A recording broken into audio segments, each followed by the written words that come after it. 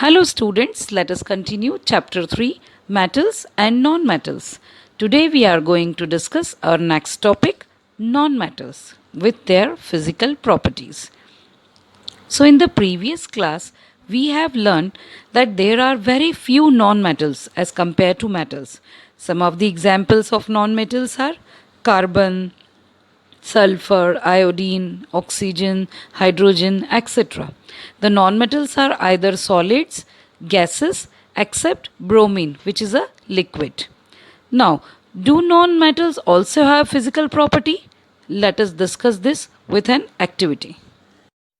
Activity 3.7. Collect samples of carbon, coal or graphite, anything, the nonmetal, sulfur, and iodine. Carry out the activities 3.1 to 3.4 and 3.6 that we have discussed in last video with metals only. Now this time we have to perform the same activity with these non-metals like carbon, sulfur and iodine and record the observations. So according to the table what we have observed here, the carbon, the first non-metal, the symbol is C, and the type of surface of carbon sulfur will be non-lustrous, non-shining, and hardness. So carbon is hard, but sulfur and iodine is soft, while iodine is quite lustrous. But all these non-metals are non-malleable, non-ductile, and in case of conduction, actually all the non-metals do not conduct heat but electricity. In case of electricity, the part of carbon, that is graphite, it is a good conductor of electricity, while sulfur, iodine, these are bad conductors. They do not conduct electricity. And there is no sonority, that means producing sound on beating in case of non-metals. So, on the basis of observations recorded in this activity, we cannot group elements according to their physical properties alone, as there are many exceptional cases in case of non-metals. For example, all metals except mercury exist as solids at room temperature. And we have just discussed in last video that metals have high melting point. But gallium and cesium have very low melting points. These two metals will melt if you keep them on your palm. Iodine is a non-metal but it is lustrous.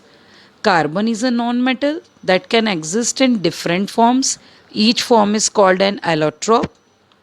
Diamond, an allotrope of carbon, is the hardest natural substance known and has very high melting and boiling point. Graphite, another allotrope of carbon, is a conductor of electricity. Alkali metals like lithium, sodium, potassium are so soft that they can be cut with a knife. They have low densities and low melting points. So, dear students, elements can be more clearly classified as metals and non-metals on the basis of their chemical properties. Activity 3.8. Take a magnesium ribbon and some sulfur powder. Burn the magnesium ribbon, collect the ashes formed and dissolve them in water. Now test the resultant solution with both red and blue litmus paper. So this shows here the resultant solution turns red litmus paper into blue, but do not show any color change of blue litmus paper. So it shows that magnesium ribbon on burning forms magnesium oxide, which is a basic in nature. And the next, take sulfur powder, burn it in test tube and collect the fumes produced in another test tube. Add some water to the test tube and shake it well. The resultant solution turns blue litmus red but does not show change the color of red litmus paper. This shows that sulfur on heating produces sulfur dioxide, which is acidic in nature, And the conclusion is that metal oxides are basic in nature while non-metal oxides are acidic in nature. Now, chemical properties of metals. So, to discuss this chemical properties of metals, collect the samples of following metals like aluminium, copper, iron, lead, magnesium, zinc, and sodium. What happens when metals are burnt in air? So, students, we have seen in activity 3.8 that magnesium burns in air with a dazzling white flame. Do all metals react in the same manner? Let us discuss. And let us have an activity 3.9. So, in this activity, hold any one of the samples taken above with a pair of tongs and try burning over a flame. Repeat with the other metal samples also. Collect the product of it formed. Now let the products and the metal surface cool down. Which metals burn easily? What flame color did you observe when the metal burned? And how does the metal surface appear after burning? Arrange the metals in decreasing order of their reactivity towards oxygen. Are the products soluble in water? So let us discuss all these answers one by one with the help of a chart.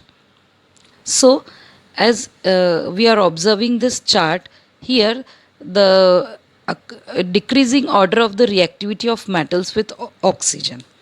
The very first is copper, then iron, then sodium, magnesium, calcium, zinc, and at last aluminium.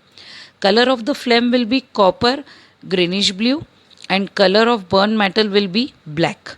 Then iron, there will be no color of flame, and burnt metal will be reddish. For sodium, it is yellow and white. Then magnesium, color of flame will be white and metal also white. Then calcium, brick red color of flame and the burnt metal will be white. Then for zinc, there will be no color of flame while the color of burnt metal will be white. Again same for aluminium, the burnt metal will be white while the color of the flame will be white flame. And in case of solubility in water of all these metals, so copper, iron and zinc and aluminium, they are insoluble in water while sodium is soluble in water, magnesium is soluble only in hot water and calcium is partially soluble in water. Sodium reacts vigorously with oxygen. It even catches fire if left open in air. Magnesium and calcium reacts less quickly with oxygen. So these are the metallic chart in decreasing order of their reactivity with oxygen in air. Almost all metals combine with oxygen to form metal oxides. For example, metal plus oxygen gives metal oxide.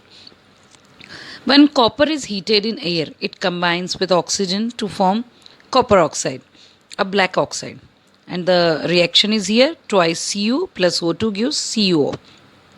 Similarly, aluminium forms aluminium oxide.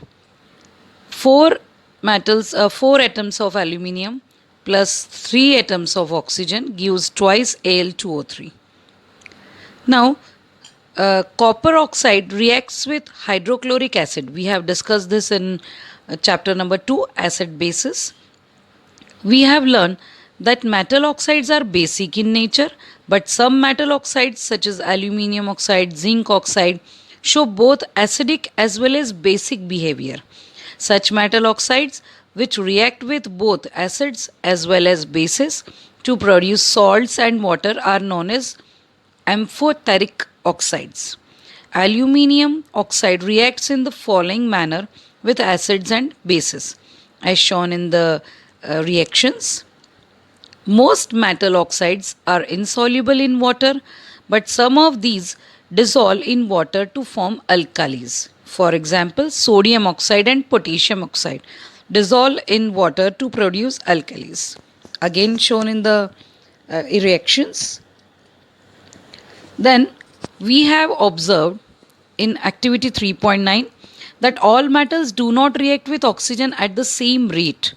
Different metals shows different reactivities towards oxygen. Metals such as potassium and sodium react so vigorously that they catch fire if kept in the open. Hence, to protect them and to prevent accidental fires, they are kept immersed in kerosene oil.